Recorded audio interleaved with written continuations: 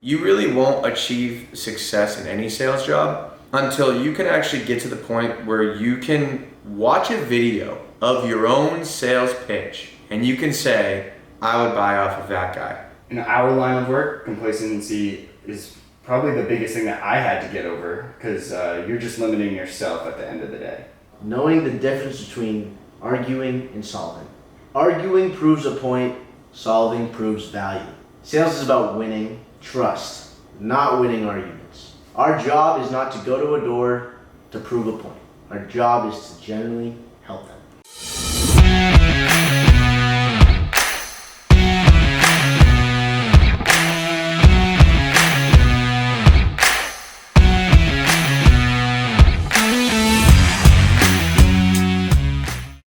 Three, two, one. And we're live, coming back to you from Fort Lauderdale. Alrighty. I love it. All right, so quick intro. We got a bunch of feedback from the podcast that we did about goal setting. We hear you guys. We love your feedback. This podcast is just going to be packed with a ton of value. We're going to talk about everything that we've been through and all the things that we've learned and hopefully things that you can apply to your own life. So again, please keep hitting us with the feedback. We absolutely love it. Without kind of further ado, we'll talk about a few of the things that, again, we've dealt with in our own careers and things that have helped us out a ton. There's three things that, in my opinion, really separate people from mid-level sales reps to experienced sales reps. Number one is their outreach. It's their self-talk and how they talk to themselves during their outreach process.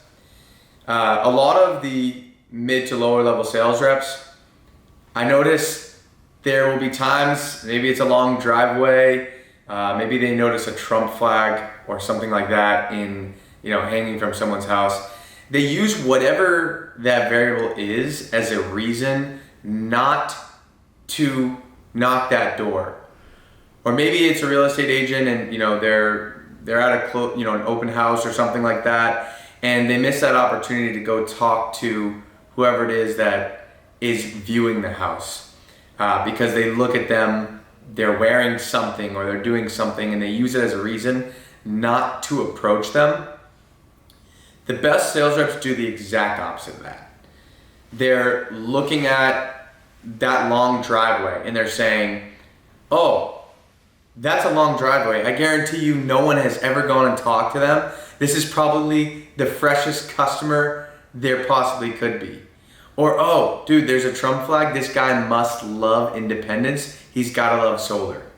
Or, oh, this person is coming in, with holes in their jacket. They're just the type of person, although this is a luxury house, they're the type of person that likes to spend money on the other people in their life instead of themselves. Let me use this to better my approach to them rather than using it to weaken your approach. The second thing that I honestly think is a big one is how you handle your objections, or how a salesperson handles their objections during a close. Oftentimes, I think it's not always necessarily the salesperson's fault. I think oftentimes it falls on their sales manager and how they taught them. It's this kind of aggressive style. You need to just mow over their objections and act like they're not even human.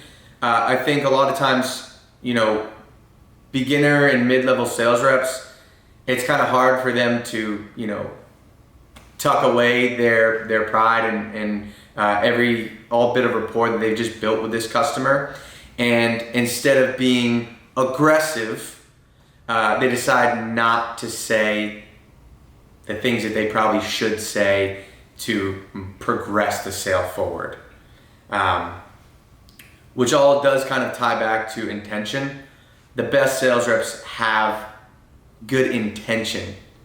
Therefore, when they go to say those tough questions, or they go to overcome those tough objections, they are doing it from the bottom of their heart, they're doing it in the right way, rather than trying to be this bulldozer that's coming in.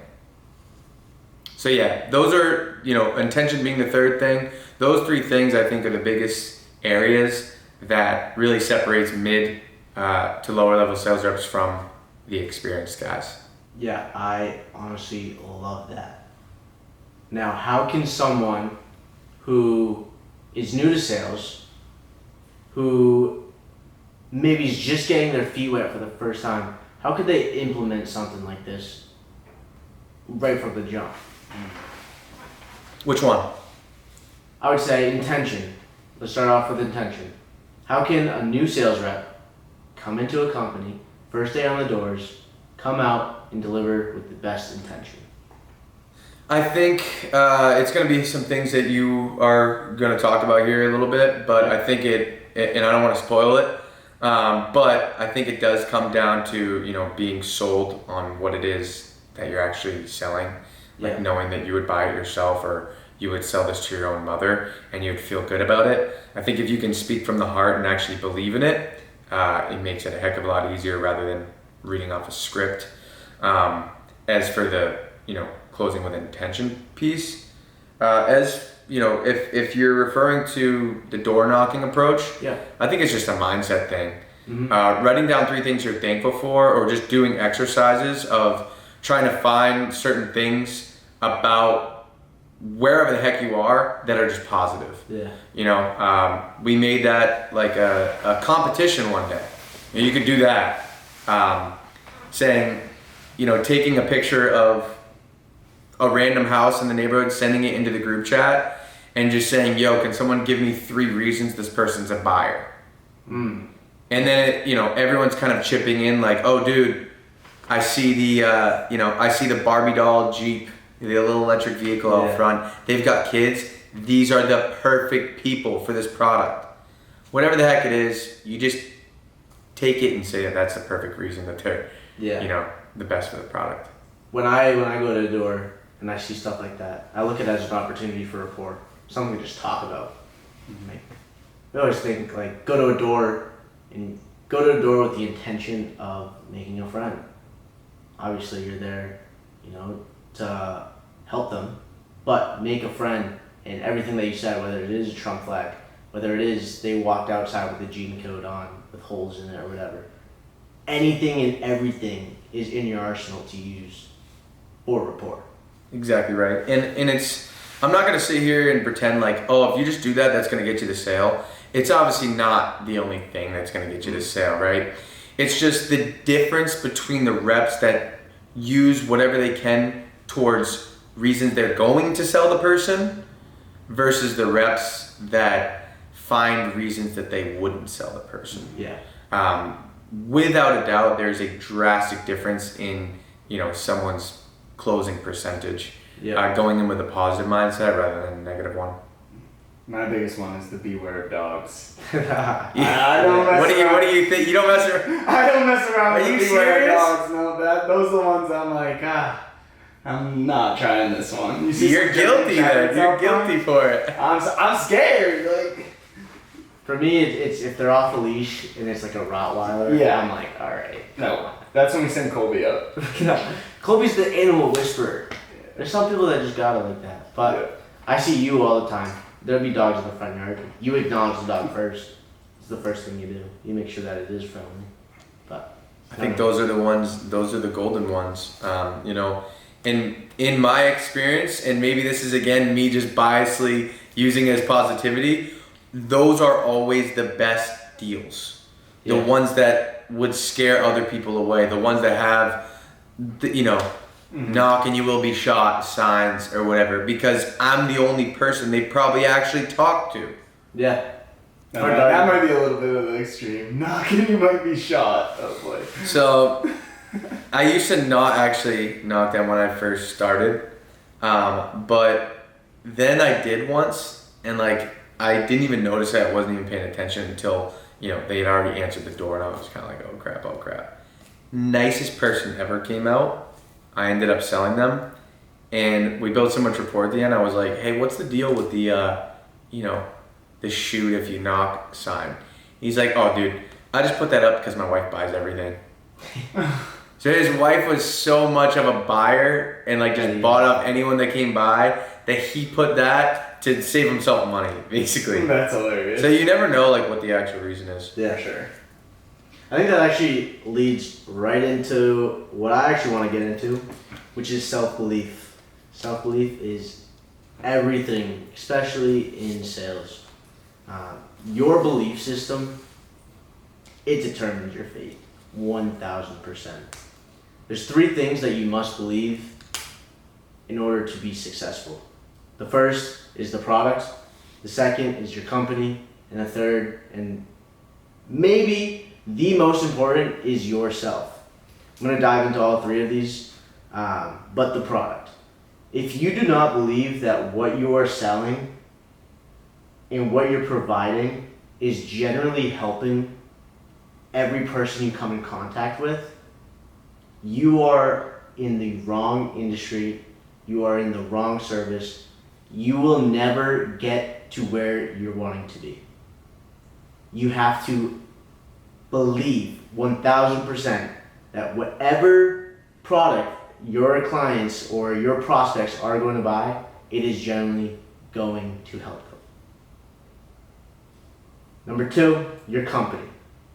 I can't stand, seeing people, and this is not a knock on people in a 9-to-5 or people in the corporate world at all. But look at your managers, look at the owners of the company. Like, for real, if they are not someone that you look up to, if they don't have the same fitness goals of what you're trying to look like, if they don't have the same, utmost positive attitude that you want to replicate and that you just want to be in general, get the hell out of that. Holy crap. Your leader, whoever's the next guy up in your situation, he's your next paycheck. If he's fat and he's lazy, that's probably going to be you when you get promoted. There's a good chance that, the people that you surround yourself, what is it? You are the sum of the 5 people you spend the most time around. Yeah, you're the average. You're the average of that. If one of those is your manager and he doesn't have, if he's not in the place that you want to be, get the hell out. Get the hell out. The most important is believing in yourself, though. And I can speak on this numerous ways. There's always going to be people out there that don't understand your vision. They will never understand your why. They just won't get it. And that is A-okay. They're going to say things to bring you down. But if they're talking crap about you, if someone's spreading hate, just know they are not in a better place than where you are at right now. Believe in yourself, be confident, believe in the product, and believe in your company. How can someone believe in themselves without coming off cocky? I think cocky, arrogance, if you may, I think you need a little bit of it.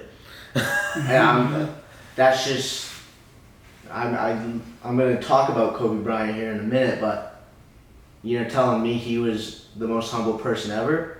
No. When his teammates went up to him and said, hey, can we do it this way? No, the ball is going to get driven through me because I can do this, this, and this. Something that you probably can't do. You need a little bit of it. Let's be real. Mm-hmm. I agree. I do agree. And I think that's the same with, athletes, like in high school or whatever, if they have, obviously you don't want to be the most cocky. You don't want to, there's extremes. For sure, there's extremes. But the best players are the ones that, were a little cocky. I think there's, at least for me personally, I think that's just my competitive nature. Like, I like talking shit. Like this, you and I go back and forth all the time. That's just my competitive nature. In order to achieve something, like especially you talk about Kobe Bryant, in order to achieve something that maybe other people haven't done, you need to think like other people haven't, Right. which by definition is delusion. It's Right. out of what our norm is. So Yeah. I agree with that. I do think you need to be a little bit of an asshole. Yeah. Like for lack of a better term there. Like, people will, by default, be like, oh, Yeah. he's full of himself, or he's this. Like, he's delusional. Delusional belief, 1000%. Call me delusional. Okay. There are ways to carry yourself confidently and believe in yourself without coming across that way too, though. Do you have any tips? You're pretty good at that. Shut up. I'm serious. Well, I would just say you don't need to say it out loud. Like, you can walk around confidently, you can talk confidently. And a large part of that comes with the other two things that he said. You can be confident in yourself just because you have a good company and a good product behind you. So that alone makes you carry yourself differently, right? Like, you already know that the two things that you're going to adore and you're talking to people about, you believe in those two things, and as long as you know the knowledge, you're perfectly capable of giving them that message, right? I do think that even farther past that, though, there may hit a point where you're going up against your competition, and they may have the same product, Okay.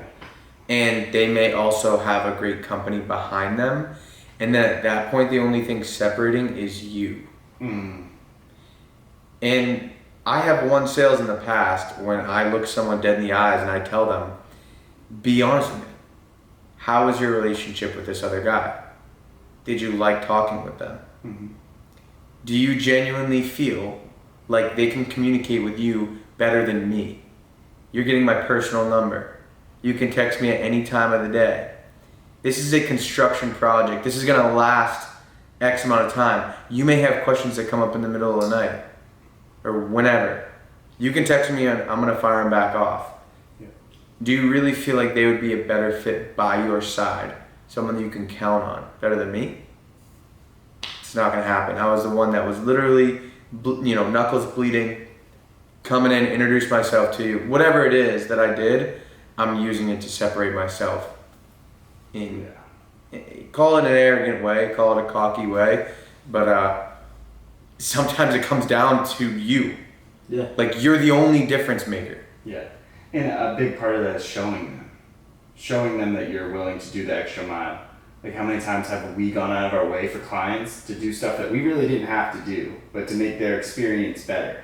Not only to get the sale, but to keep the sale and to get more sales from them, right?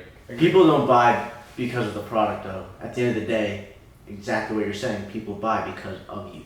It always comes back to that. Because of you, because of how you make them feel. Right. But I guess originally what I was saying is the way that you approach the situation, Yes. you feel more confident in general In yourself. knowing that stuff is bad. Your company and your product are backing you. Yes. If I was working for some shit ass company that's selling solar panels, you're walking in there with not much confidence just because you have to get over the objection of them trusting your company already. Like, there's so many sketchy people, they don't know you. It really helps to work for a good company that We know has a couple. reviews, We you know what a I mean? couple of those. Yeah. If I told them F on Better Business Bureau, I'd be Yeah. pissed. Yeah, I mean, there's bad apples in every industry. Yep. for sure. Dang right.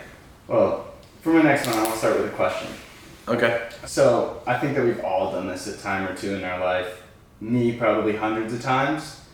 But you guys ever closed a big deal or closed 2 deals in a week and you've been like, nah, I think I'm done for the week. I've made a good amount of money this week. I think I'm all set. I'm gonna go golfing. That was a direct shot at me, but yes, 1000%. I have you on that. Which, honestly, complacency everybody faces. Doesn't matter what industry you're in. I would argue that the biggest face of this is a 9-to-5 job. People that just go in, they do their work, they come out and they just sit and watch football for the rest of the day or do whatever. In our line of work, complacency is probably the biggest thing that I had to get over because you're just limiting yourself at the end of the day. No one's going to tell you to go get another deal that week, even though that you already had one. You're capping yourself, and once you get through that threshold, that's when the next levels start. Definitely something that I struggled with this past year, and I really want to implement more this year. Not only raising the bar for myself, but not setting a bar. You know what I mean? Because there's always going to be that next level that you hit, and then you just cap yourself because you hit that goal. When realistically, you could have gone even higher than that.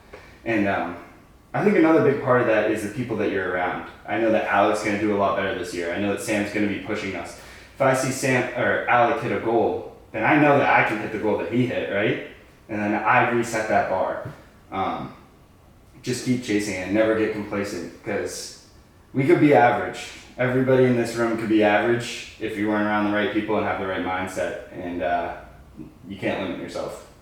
I think it goes directly into the first sales book I ever read with Grant Cardone, 10x.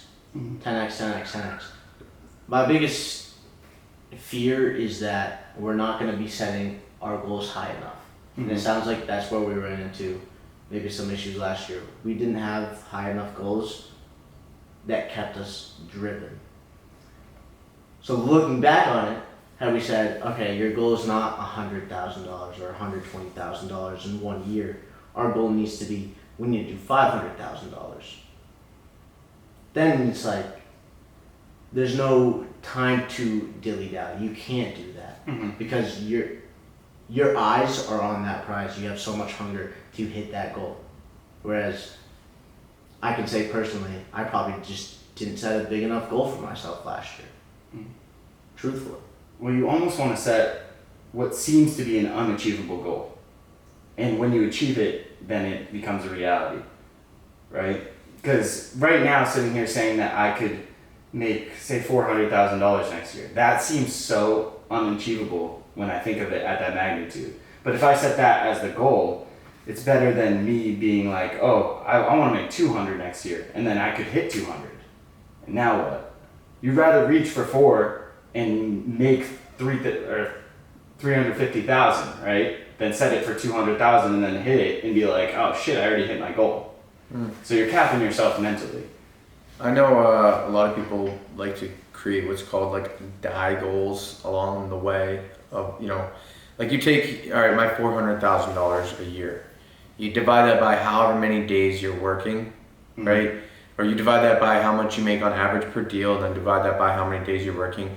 And then literally just reverse engineering the math all the way to how many doors do you need to knock or how many meetings that you need to have. And then just saying like, you would have to kill me before I like went home without hitting that number. Yeah. Like, you know, for example, a number like that, this is totally off cuff, $400,000. You would have to make sure that you had 5 meetings set up for the next day. So my die goal is to have 5 meetings set the following day. Yeah. Die goal. Like that's what I would say is like, that's your bare minimum. You're going to be able to make that happen. But much like you said, having a goal past that, what's it? Dan Pena actually says that. Yeah. He says that everyone should have a goal in their life that they know that they can't achieve. Because it makes the other goal seem way more achievable. I like that. Yeah, it's really, yeah. He's a crazy, crazy motherfucker too, so. Yeah. I know we like the sports references, so back to Kobe Bryant. But That's the Castle guy, by the way. Yes. Yes. Say Kobe Bryant scored 40 points in a game. Like, he never took the time the next day to be like, oh, I scored 40 points last night. It might have even been this week's record, right? He didn't just sit down and be like, oh, I'll take the next day off. No, he was a maniac. He was in the gym the next morning at 4 a.m. because he was always chasing something better. And I think that same mentality in sales is really what separates yourself from the pack, right? Do you have any reward system or celebrate any small wins within your big goals? I think that helps people, because I know some people operate differently. Like, they need some type of small win. They cannot continue to just push the goal, keep going, push the goal, keep going. I found that it hurt me doing that. You created comfortability. I created, and it was the reward system. It was almost too small of a goal to get that reward. Where I was just like, you should be doing that fucking anyways. Why are you rewarding yourself for that? You should do it anyways. But I can see how, with the right amount of like you have to hit this number. Yes, I think it can be doable. For me personally, I think I just set it too small, and the reward system actually hurt me. Sorry to get it off topic. Was there anything else you wanted to add? No. I think it's a good segue into what I was going to talk about next, which is the ADHD brain. So I can always take us down a path that I think we weren't meant to go down or whatever. But there's a quote here. I'm not even actually sure who said this, but maybe it's just a fact. But the ADHD brain does not love rigid structure, but it thrives on momentum. I can say that firsthand. I'm, diagnosed with ADHD at a very young age. Always constantly throwing out ideas and being all over the place. Doing the same thing every single day makes me insane, makes me very bored. But I want to talk about how to navigate through those scattered thoughts and things that might be going through your head if you are similar to me and you do have an ADHD brain, and how to hone in on it and use it to your advantage. The biggest thing that I have personally found is the whole wake up and do your deep work thing in the morning is bullshit. That Miracle Morning book, that's all about, being able to take that first hour for yourself, does not work for me. I can easily let myself down, but I cannot easily let other people down. So I found that trying to do, the big thing in the morning and being like, all right, I'm using my first 2 hours of the day to get this process dialed in for our business so that things are going better. It almost never gets done that way. Waking up, I have so much of the day ahead of me. I start thinking about too much in front of me, and rather than what is right there. I need something more simple in the morning. So my first tip is to schedule something with somebody else first thing in the morning, right? When we have our Be the Product meetings in the mornings, I notice that from that point on, there's a drastic difference in how productive I am throughout the rest of the day rather than before that meeting. Same thing with sales meetings. Okay? We have to be there at 9 a.m. It's like before that, sure, I may get a few things done if it's like, especially if it's like urgent things. Like someone's like, yo, there's not enough panels here. We need to make sure this. Okay, cool. I can get that stuff done. But the deep work never, ever, ever gets done then.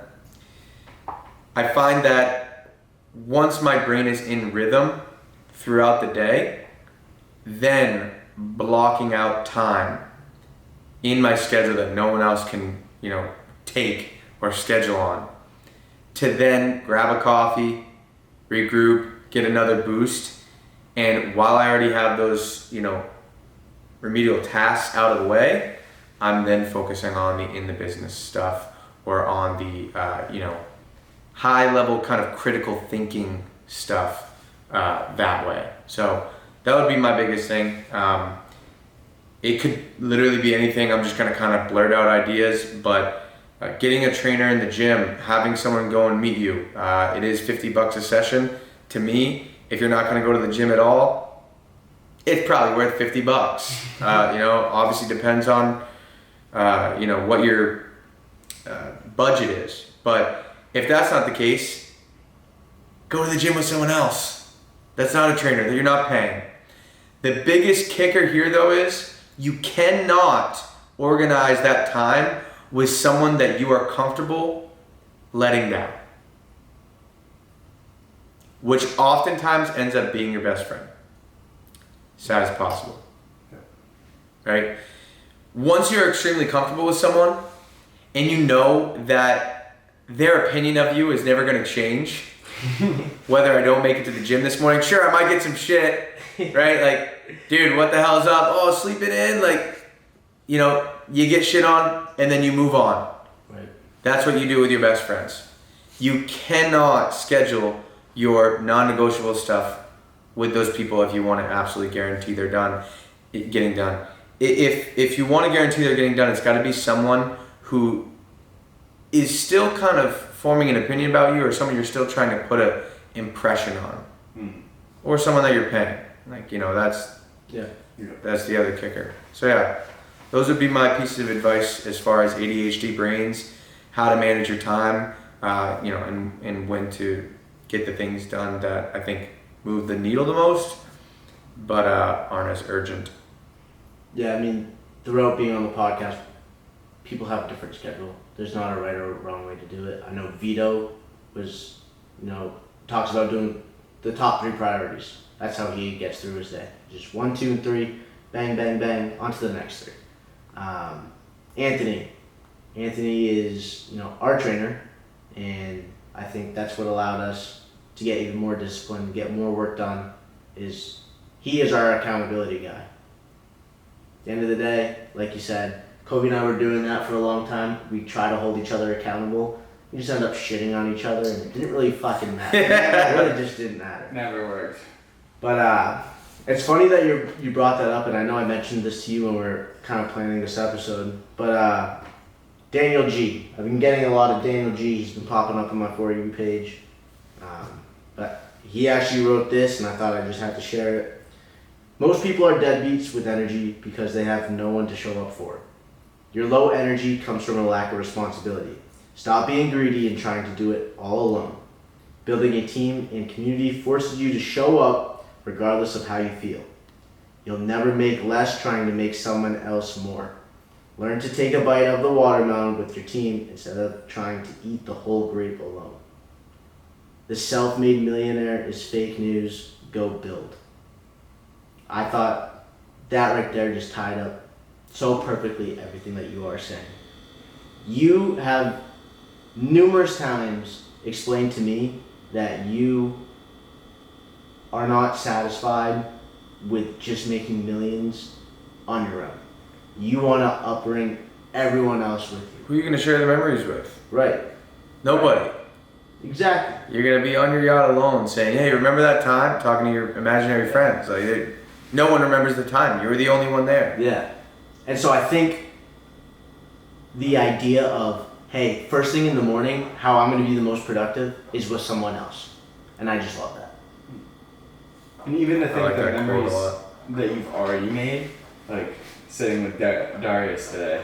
You guys are talking about crazy stories from the last job. Like, and you can talk about that. And we're building those same memories here. I'm sure that we have a few that we could spill out too, but that's what it's all about, right? I feel like they almost get funnier, like, the longer time goes to it. It's like, yeah. Oh, yeah. That was hilarious. Uncle Alec got shot at on the doors. Yeah, the ones that survived the test of time, they're the funniest Yeah, ones, exactly. of course. Absolutely. Yeah. Anything else? Nothing else, man. I'd say that, you know, obviously you can listen to all these different people about what works for them. This is just what works for me. Yeah. I'm definitely not trying to say that this is the way to go. I'm saying I have an ADHD brain, and here's why a few of those things I found don't work for me. And here's the things that I found do work for me. So try them out if you're in the same boat. You know, if not, and you like your morning stuff and you are really good about keeping yourself accountable and being disciplined like that, go for it. I find that, you know, my brain oftentimes takes me in areas not within. That's very fair. Now, me personally, I am someone who recognizes his own flaws. I realize that I still have a lot more growth potential, and I'm not in a place to be the most cocky. I am not the best. I am not an expert pro salesman. I am learning that, and that is a-okay. I've come to terms with that.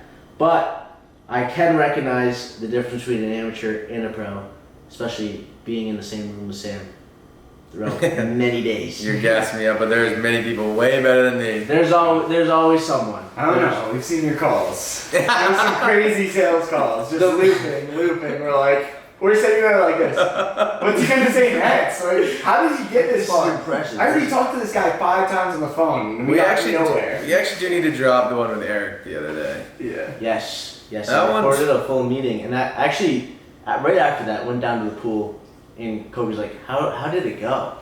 And I was like, dude, we're not there yet. Like, that was very impressive, everything you just did. Like, you make it sound so simple too, and that anyone can do it. Yeah. But from an outsider's perspective, they wouldn't understand what you are actually doing. Like, you'd have to You have to break down each You'd one have to more. break down each one. But very simple and very easy to follow, which makes you a pro in that sense. Word for word, he comes down and he says, "We would have never been able to make that phone call." That's word for word like he said when he walked out of the pool. Regardless, amateurs practice in community, and pros, they train in the dark. It's a I fire. love this quote. Oh my freaking God. You want to bring up Kobe Bryant again? I guarantee Kobe Bryant not only went to team practice, not only went to team lift, but I'm very confident that he was the first person to show up in the gym, put up 500 shots, literally work on his craft. He'd be doing right elbow pull-ups, left elbow pull-ups, and he wouldn't stop until he couldn't get it wrong. That was the difference between him and maybe Swaggy P. Swaggy P, I think, I don't know if anyone knows him, Nick Young, great basketball player. He had a whole lot of skill. Probably similar build to Kobe Bryant, but Kobe's mentality took him to the next level and is why he is considered one of the greats. That is the same in everything. I'm just talking basketball right now. If you guys don't know basketball, it might not mean anything to you. It's but, the Taylor Swift. but like, yeah. He is the Taylor Swift of basketball. But regardless, it's the same thing with sales, and it's something that, you know, I want to even get better at. I recognize that I'm still more leaning towards an amateur, but I am practicing to become a pro. I do want to go over what I will be doing. So here's what I'll be doing and how I plan on becoming a pro. Number one, I block off time in my day to go over my pitch. You guys help me out. We have blocked off times 2 days a week just to do an hour of role play where we film it and we'll break it down and go over it all together. To go further into that, I also spend time writing down my pitch. Another thing that I'm going to be doing, or I have been doing, is these two knuckleheads go to sleep. I cannot fall asleep until 12:31. That's just how I'm wired. And I'll be sitting at my desk and I'm just taking notes on Andy Elliott's, his training program. I'm just learning sales while you guys are sleeping. I'm sorry. Nah. Sorry. How do you know You think I'm we're exhausted? sleeping? Yeah, how do you know I'm sleeping? How do you know I'm not training? Oh, you probably are. I hope you are. I hope you're training. I'm in my room doing push-ups while I Yeah. review my pitch, so. That's great. That's great. Let's keep that up. I ran a But, marathon before I went to bed last night. dude. Sorry. It's all good. It's all Sorry, we should good. go back. The last thing that I will do, and I think this is something that everyone who is new into sales needs to do, write down your pitch every day until you can't get it wrong. I should be able to hand you, Kobe, a piece of paper, and you should be able to write the pitch word for word. All is great. But yeah, amateur versus pro. Recognize where you fall on that line, amateur versus pro. Recognize where you fall and realize that if you're not at the pro level, you need to be working 10 times harder when no one else is watching, doing things no one else would do to get you to that point. I love that topic. Yeah, me too. You guys know Tim Grover? Team Grover? Tim Grover, yeah, he coached Kobe Bryant and Michael Jordan. Yes, he wrote a book. You guys, did you guys see him at that that conference you guys went to? No. No. No. Anyways, he talks about Kobe and Michael, and he talks about their killer instincts.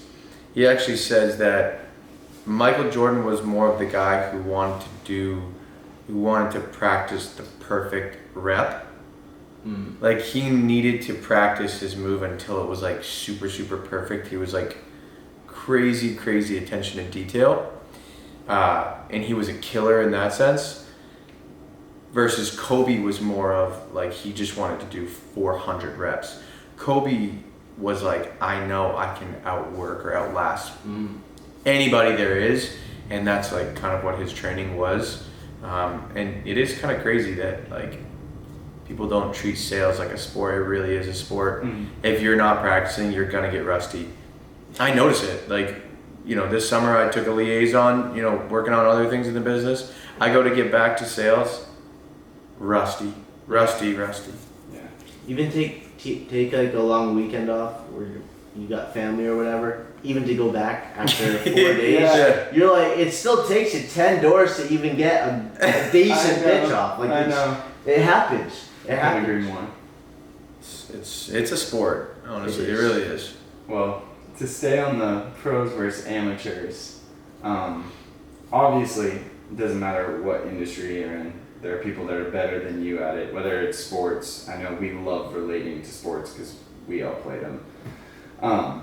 But I think the most crucial thing, and I was blessed with this ability, I don't think everybody is, but to be able to take the people that are better than you and recognize that and be able to steal those traits or those skill sets that they have and implement it into your work and what you do.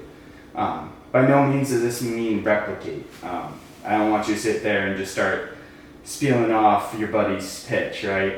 Just taking the small things that you think can make your pitch better, or you can talk about this in any sense at all.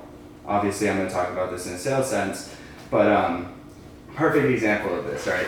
So when I first came on to Main Energy Experts, I was going to every meeting with Alec. So I'm learning directly from Alec on how to sit down in a meeting and do these pitches.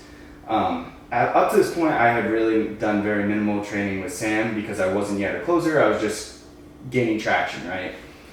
After a couple of weeks go by, I start sitting down with Sam, and Sam starts teaching me actual, like, hands-on how to do a pitch. And then I'm watching Sam's pitch, and probably 75% of Sam's pitch was Alec's pitch, because he taught Alec how to do the pitch. Obviously, Alec took and implemented his own sales tactics and some different sayings into his, so they were different, but then it just kind of falls in line. Right now, I have my pitch similar to Alec's, but I go and implement some of the stuff that I learned from Sam, some of the stuff that I learned from Alec, as well as you can pull this out of any video or coach or mentor and implement it into your life. I think it's just a way to skip the line. I can't even imagine where I would be trying to learn by myself, trying to teach myself. Imagine going up to 1,000 doors and trying to figure out by yourself what worked and what didn't, rather than having the scripts already written out, having the techniques, having someone that has already knocked 1,000 doors, 2,000 doors, 100,000 doors. They have already seen it all. And if you're able to implement those into your pitches and into your lifestyle, and a lot of people can talk about this as a business mentor. I know Sam has a business mentor. He's been through it. He's failed 900 businesses probably. He's been in every circumstance. So if he can save you the time of not making those same mistakes, and you're smart enough to actually sit back, listen, and be like, he knows more than me, and then take it and actually implement it into your work, you're just saving yourself so much time and adding so much value to your skill sets. And when I came over, obviously I had just started, so like I didn't know sales at all. So I was just sitting in the back of the classroom like, all right, like, I don't know, just as a student, right? And that's the idea that I came into it with, because I didn't know shit. It irks me for the people that come in and they're like, I'm gonna be fucking good at this. Like I already know what I'm gonna do. No, just sit back and fucking listen, right? Just listen to what the people who are ahead of you have to say.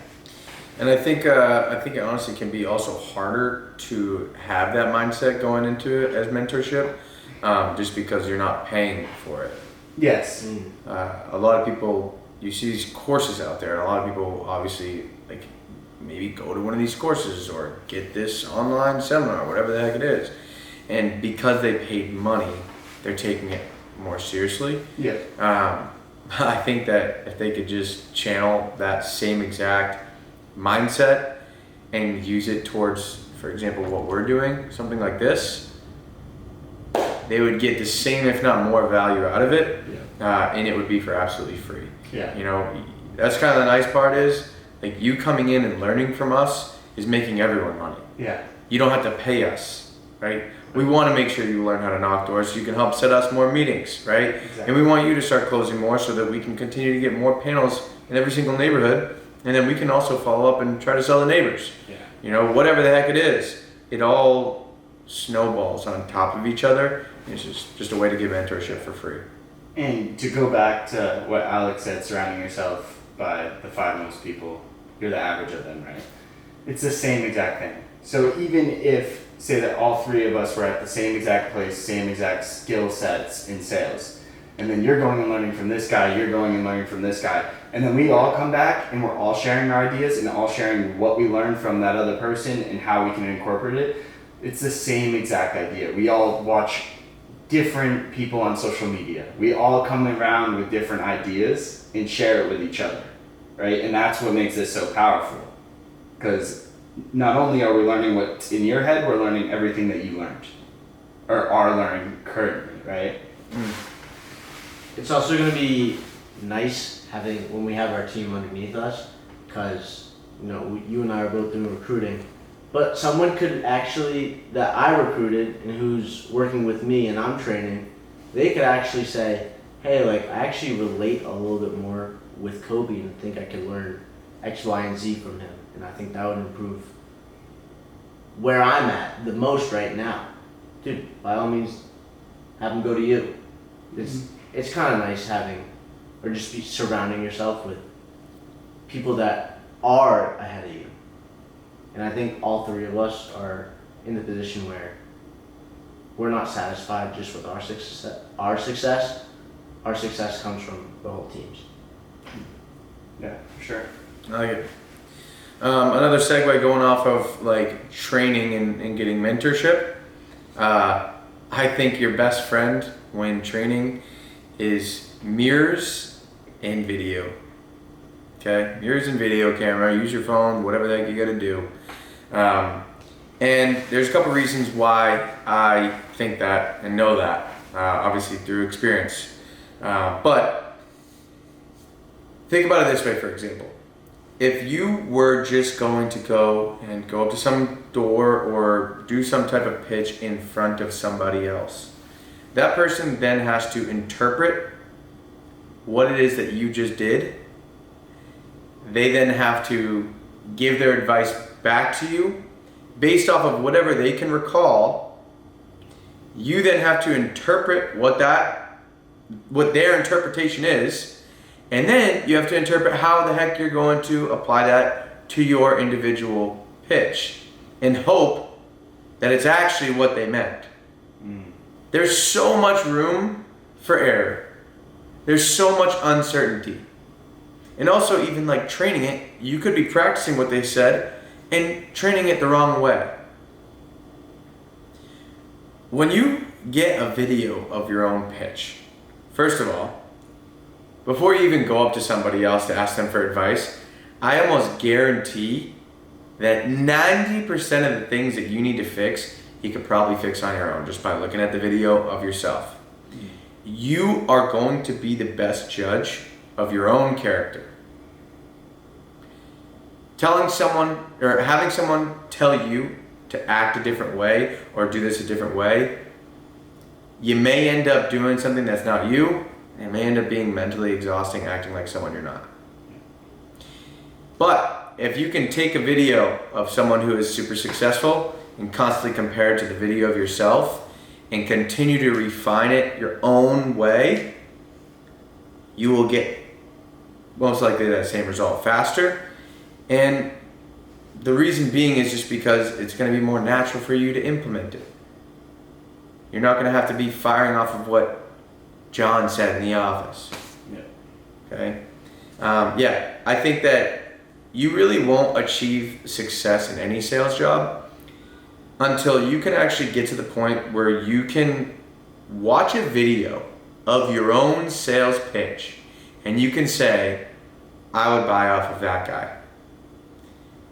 Better yet, I would buy off of that guy over John in the office. going to go right back into everything we've been talking about confidence. It's going to build that confidence like crazy, and you're going to start taking off. That's something that helped me out a ton. Had people video me early on. I think I've told you guys a story before. I had my buddy Mike stay up, drink beers with me late at night. Said, video me, let me video you. And all that work was kind of done in the dark from there. Once I was like, okay, I'd buy from this guy, my sales completely took off from there. So if you're not doing it, you're missing out on probably the most valuable thing you could possibly do. This right here just reminds me of the first time Kobe and I put Be the Product podcast on the big screen TV and watched it. We criticized the heck out of it. It got so bad, like we were like, we just said like 17 times in the first 2 minutes. We were so bad at talking. We were just sitting there counting it. It was so bad. It's ridiculous. And it's the same exact thing with sales. I personally wish I recorded my first door. I wish I had the video of me and what I sounded like on my first door knock. Because I guarantee it is the funniest thing ever. I might have some early sales. We got some early I think pitches. I've got a couple videos of you. Now you have said many times when we're filming, you know, pitches and going over it as a team, look into the crowd when we pull up their video. If they're cringing, they already know that they're bad.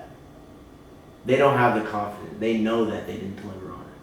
So by doing that and watching yourself and critiquing your own work, you're only gonna get better. And I think it's gonna have the fastest impact on improving, whether it is a pitch, a close, whatever.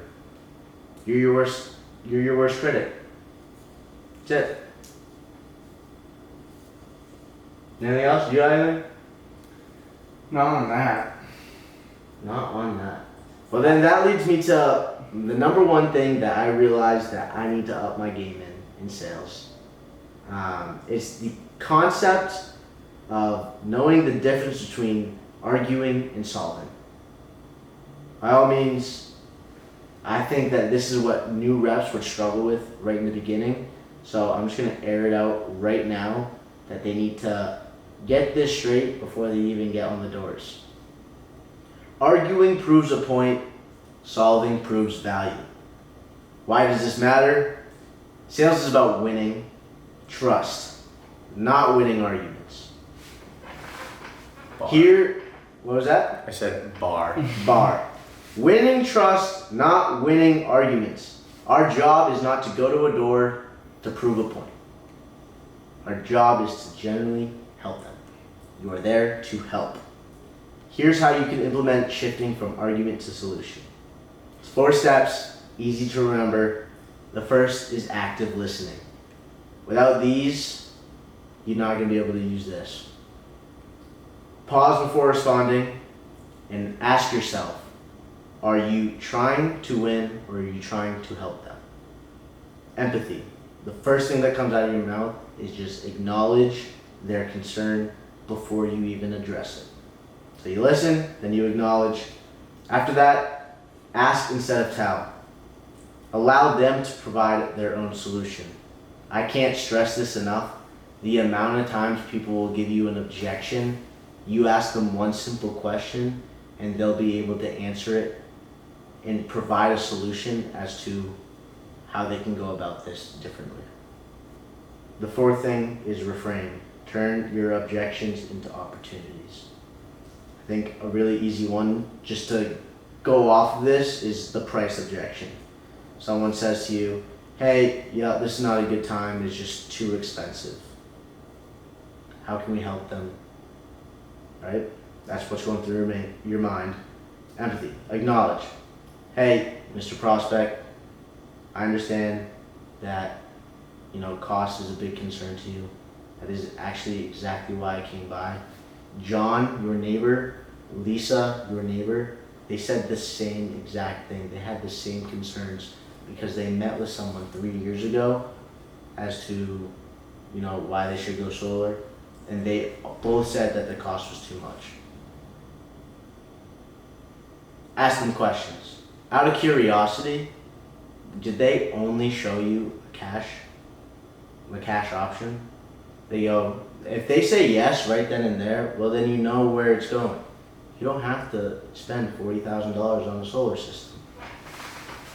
But honestly, I've just been running into issues of, I don't really know how to say this exactly, but there are a few words that you can say that just come across as argumentative. And one of those is being but. Like, you should never use but in a pitch at all. I think you're just shooting yourself in the foot, and you just come across as the most aggressive person. And it just turns your prospect off instantly. Their walls go up. Even if you opened up the doors a little bit, their walls instantly go back up. But. Alright, perfect. That's a clip. It is true though. Like if someone's saying something, it's like I understand where you're coming from, but You're just unvalidating everything. you're taking away. You're basically saying like all this is worth less than what I'm about to say. Right. And it's literally what but means. What are some replacements? With that being said, And what else? what else? Yeah, I understand you said this. That's actually a really great point. Also, It almost sounds like agreeance. you can almost you could just like the easiest way is just to replace but with and. There was a good word that we were using in the summer that I can't think of right now. So that's why. That's exactly why I'm talking about. No. I like that. I like that line a lot. That That is exactly why. I like I'm that. on your side. That's exactly why I'm here. Yeah. Mm. I don't think it's argumentative, but it's argumentative. Yeah, you're gonna have to work on that more. You said but a couple times already. Well, once it gets in your head, it's like just subconsciously Yeah. right I'm there. not talking but. Right. Well, to leave you guys with some motivation, the last tip that I have is definitely be hard on yourself. And that's just because when you come over to a 1099 job, obviously you have bosses. Obviously Sam's our boss, right? He smacks us on the ass every once in a while. Well, But Sam's not out there walking with us on every door, right? He's not sitting in on every meeting with us. He's not telling us exactly how many doors to hit. He's not super micromanaging. The majority of it is up to us. And when you're coming from a job where you have a boss that expects this, and this done from 8 to 5, right? You know exactly the list that you need to get done. Chop, chop, chop. Now you become the one that needs to start motivating yourself. First off, I struggled with this when I first came over, right? All I've known is I wake up at 6 a.m., I work till I get out. That's all I ever knew, and there's always a task at hand, one after another. I never needed to be self-disciplined and get myself out of bed, even though I know I don't have to be at the office till 11. Because now, I have to get all of my personal things done before I go in and knock from 2 to 8. So it's just being self-accountable. And the way that I came up with this is I kept staying up at night and I'd be like, shit, I had a shit day. Yeah, I went to work. Yeah, I knocked this many doors. It was a decent day, but I didn't get everything that I needed to get done. And I couldn't sleep. And then eventually I found out that the cheat code for me was every single time I had an ultimatum to knock another door or to do something that is going to benefit me in a positive way. I just had the mental process of how am I going to feel before I go to bed tonight? Am I going to stay up late tonight thinking like, shit, another day went by, you didn't do enough. I didn't get better today. I don't know, maybe I'm the only one that's wired this way, but that's my motivation. I know a lot of people have different motivations. Some people are motivated by death. I like that too for long-term goals. But as far as like short-term goals, every day when you go to bed, how are you feeling when you hit the pillow? Are you just go to bed? Like, I guess some people just go to bed and they're like, oh shit, another day, right?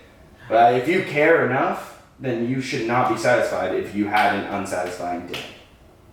right? And we're only looking for people who give a fuck. We're only looking for people that care and they want to get better anyway.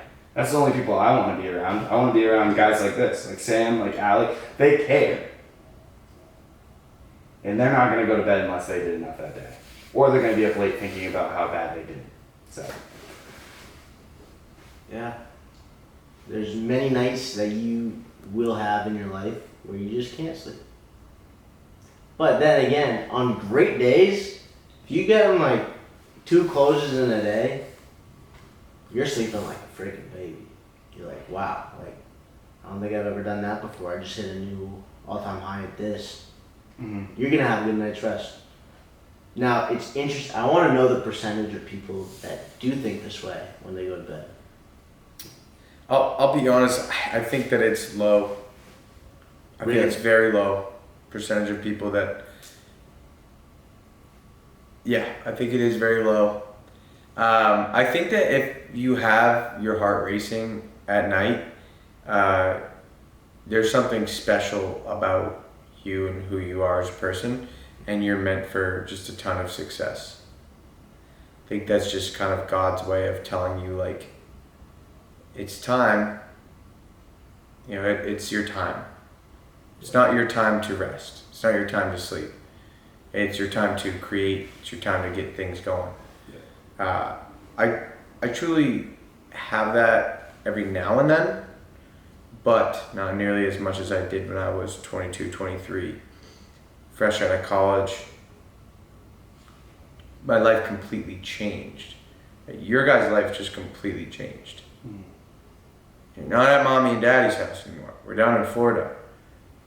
If you have that feeling, you are destined. Like, you're destined for success. Not everybody has that. And to go even a step further, I think there is some people that do have that racing heart that's saying, like, I've got big things to accomplish, but they just call it anxiety. And they turn to things like Xanax or, you know, whatever type of Coping. anxiety, any other type of coping mechanism, when in reality, if you actually just journal for like 2 minutes, what is going on in your mind, just spit it out and just put it on paper, just get it out of your head, and you put it there, you're gonna realize you're gonna probably start to write down the same things, and like that is what you should just be spending your time on to calm that voice in your head. yeah. It's pushing you in the right direction. Just listen to it. Do you ever feel like you accomplish a lot? Like, there's a large portion of my working life that I knew I was working a lot. I was doing so much good stuff. And I would go to bed at night and I'd be like, what the fuck did I accomplish today? I still felt like I didn't do anything when I worked a 14-hour day. You know what I mean? And I'm still like, what? Just looking for a purpose or something like. Bingo. You just nailed it. There was no it's purpose. Hard. It's really hard when you feel like you did all this shit, but you don't know what you got from it. The money didn't matter. The money doesn't. At least with what I'm doing now, I can go to bed knowing that I got better at a skill set that benefits my life. Benefits how I treat people. Benefits how I communicate with you, how I communicate with my girlfriend, how I communicate with my family, how I get a message across. Right? If you're working 14-hour days and you're learning skill sets that benefit your job, that's great. But if you can fit your personal life and make money from it, what do you have to lose? You're only gaining, even if you're not making money. Yeah. You're gonna learn a lot of them one way or the other, one way or another. Yeah. Is it weird to think that, like, at some point in my life, I thought that I was the only one who had those thoughts? And then I can discuss that with you guys, and I'm like, no, like, it's not just you. There's other people saying the same things, and it's all coming back to, are you fulfilling your purpose? Are you doing exactly what you're supposed to be doing? Are you fulfilling your why? There's definitely a lot of people that have all the same exact thoughts as Yeah. us. Crazy. Like, for sure. And the craziest thing is, no matter how successful some people get, they still have those thoughts. Yeah. Which, I mean, you're far, not to put you on blast, but you could probably retire today. Like, not, you couldn't like literally retire today, but you could live a very minimal lifestyle and probably not work for a long time. So where do you find your motivation? I know that you've said that you find it in your team and stuff like that, but your day-to-day motivation, or is it just because there's already these processes in place that you just have to get done? Is that your motivation? Yeah, part of it is because I've put my back against the wall into a position where I have to perform. Other people are counting on me. That is part of it. Yeah. But the other part of it is like purpose, right? Like, sure. I honestly think that if I bought an apartment building, right, or something that was yielding X amount of money monthly, yeah, I could retire. But again, it just goes back into like, what kind of a story is that? Right. I don't know. It doesn't fulfill me at all. And I will still constantly try to find things that are going to, fulfill me, Yeah. or like take up my time. It would just be something else, Sure. So it's, In a sense, it sounds like you're motivated by death, or your memory, your story. I don't know if I'm motivated. You know what's actually really crazy? You're talking about that. I used to, when I was a kid, be petrified of death. I would have a lot of thoughts at night, like literally wake my mom up in the middle of the night crying. I was like having an asthma attack. I was like, I just keep thinking like, what's gonna happen when I die, or like I'm gonna die someday. Really? I know, kind of messed up. That's crazy. But I do think that does have a part in like, you are gonna die. Have you ever seen, when people put how many months, like if you were to live till 90 years old, how many months you actually have left from today? And putting it on like a poster.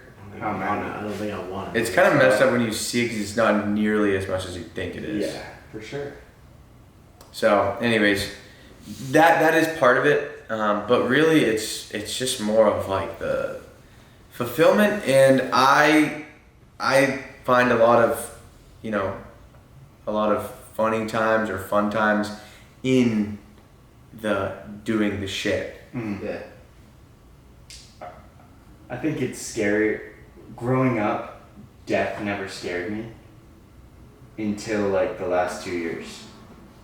And it's like, not that I'm scared to die, I'm scared to die at this period of my life. Because I have done nothing. I haven't made a stamp. I haven't moved anyone. I haven't built a company. I haven't done anything. You know what I mean? I want to leave something that's showed for. I want to leave a stamp. You know what I mean? And it scares me that I could die before that happens. That's the only fear that I have.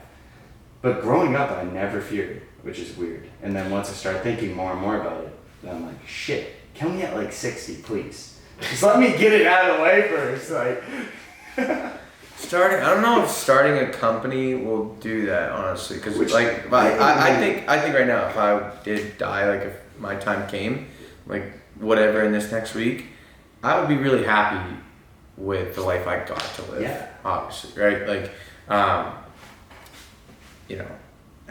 I do think maybe there's a little bit more, like you've accomplished a lot of things. I think you should be proud of yourself for them. Maybe it's something along the lines of like within your day-to-day currently, do you feel like you're not doing enough day-to-day right now? Like, definitely at times. But I wouldn't say it's just right now. I think that when I use death as a motivator, it's more of a long-term thing. Like, it's never for a goal to get something done today. It's more of to set goals along the way, if that makes sense. But day to day is definitely me just thinking about myself before I go to bed. That's kind of the thought process for me every single day, that I'm like, well, shit, we went golfing today, and I didn't get much done today. But hey, I don't know. I'm getting a little sappy here. I don't like the way that this just went down a dark hole. I don't think it's dark. Though. It's just it's completely how Like, you I'm just think. like, oh wow. Okay. Yeah. It's just a lot. No, Well, it is. everybody but- thinks of it differently. You think of it as a dark thing. I think of it as a positive thing because I want to. It helps me with what I want to It accomplish. can before. motivate you. I can see that. You know what I mean? I'm not thinking of it as a negative. But I'm sorry. My bad. You don't gotta apologize. I mean, dude, that's just, I think you being honest and being vulnerable. I think it takes a lot for someone to admit that, you know, you have thoughts of death. I'll be honest with you, you know, like it definitely takes a lot to say that, but then to say like, you know, your thought process around it, I think is even more important. Like, you know, saying like, hey, it's motivating me to do this, not just, I'm scared to die. Yeah, you know, yeah. if it was an I'm scared to die thing, then like, all right, we should probably talk about why that is. I sold the Harley. I was yeah. like, I can't go out yet. Yeah, like you know, understanding that there's certain things that you want to accomplish in your life. I think it's awesome. I just think the more that you should lean into those even more. You should take whatever it is that you just said. That you said, if I died today, I would be upset that I didn't accomplish this and this.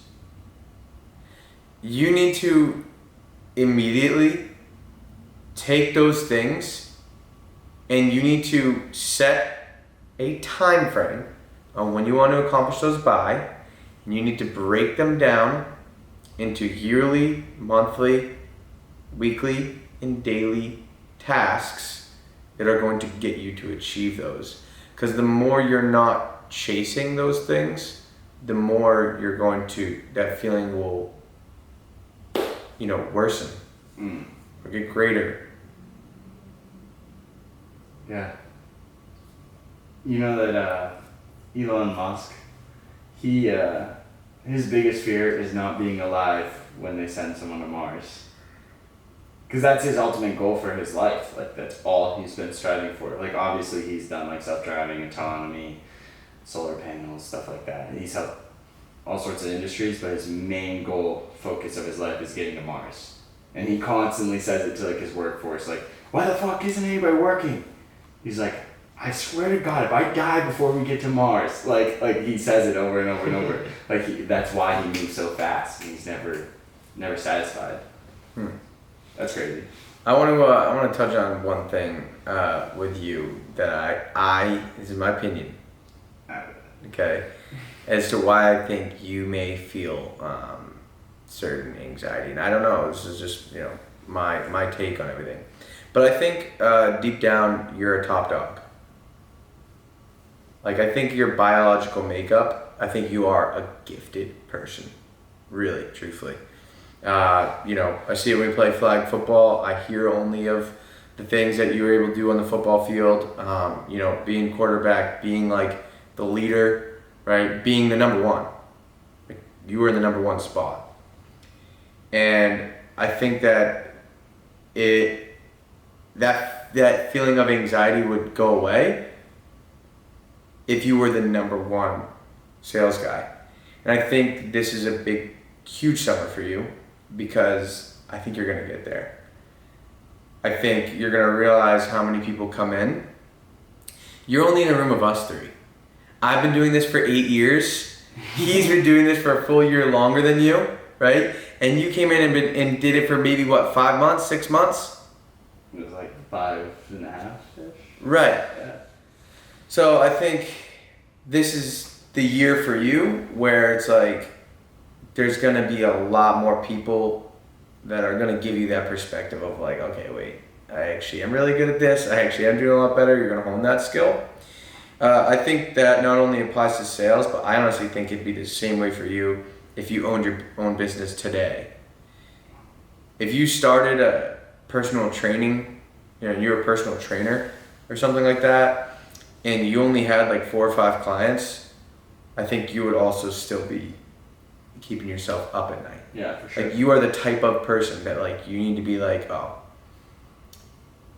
I am the most sought after personal trainer in Maine, or like in our area, like whatever, like, you know, you need to be at at that level. So yeah, continuing to take whatever those goals are of yours that you're like, I'd actually be happy if my time did come, or I'd be happy with my results if my time did come. Changing that conversation, starting to actually get those daily tasks to achieve them as soon as possible. For sure. Listen to it, lean in.